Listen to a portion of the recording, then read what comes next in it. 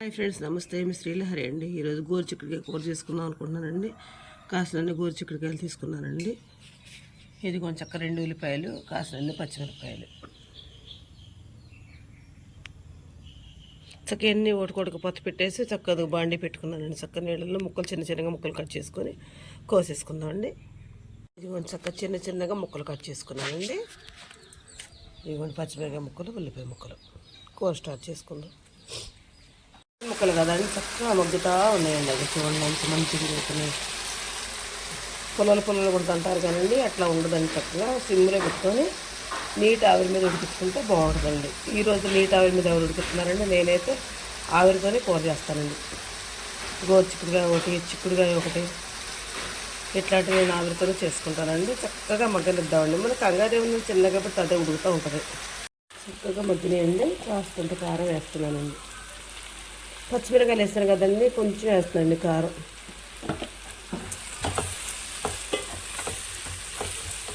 నాకు ఇంట్లో గోరుచిక్కుడుగా మా ఇంట్లో అందరికీ ఇష్టమేనండి. అందరూ ఇష్టంగా తింటారు. అందరికి పీచు పదార్థం కదండి, మంచిగా ఉంటుంది. నవ్వుతుంటే ఏమో టేస్ట్ ఉంటుంది. ముక్కలకు ఉప్పు పసుపు పెడితే చాలా టేస్ట్ ఉంటుందండి. ఇంకా కొంతసేపు అట్లా ఇదవనిద్దామండి. దగ్గరికి అయితే పుల్లలుగా ఉండకుండా కొంచెం సేపు ఉండగా కొన్ని పాలు తెస్తే మామయ్య పాలు పోస్తాడు. ఇంట్లో పాలు తేకపోతే మాత్రం కొంచెం ధనియాల పొడి వేసేసి దింపేసుకుందామండి. ఈ విధంగా తగ్గింది, కానీ మరీ అంత మొక్కలో కొంచెం తక్కువ కనిపిస్తుంది. అందుకే పాలు ఉంటే పాలు పోసేస్తున్నానండి.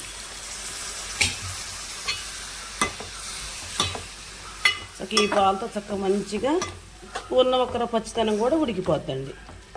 పాలల్లో మగ్గితే కూర బాగుంటుంది కదా. ఏదైనా పాలు పోసుకుంటే ఏదైనా కూర టేస్ట్ ఉంటుందండి. ఇదిగోండి చక్కగా ఈ విధంగా పాలు పోసాను. కొంచెం సేపు ఇట్లా ఉంచుకున్న తర్వాత మనం ధనియాల పొడి వేసుకొని దింపుకోవచ్చు. ఇంకొక ఉడకాలండి, కూర చాలాసేపు ఉడకాలి. ఇంక ఇది పాలు పోసేసరికి ఏ విధంగా ఉడుకుందో చూసారండి.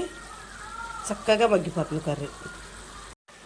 ఇదిగోండి కర్రీ చక్క పాలతో కూడా మంచిగా ఉడికింది. ఇప్పుడు కొంచెం ధనియాల పొడి వేస్తున్నానండి. ధనియాల పొడి అంటే ఇందులో ఏమేనండి, ఓన్లీ ధనియాలు చక్కగా ఎర్రగా ఏం చేసుకొని ఎండబెట్టేసి మిక్సీలో పెట్టేస్తానండి.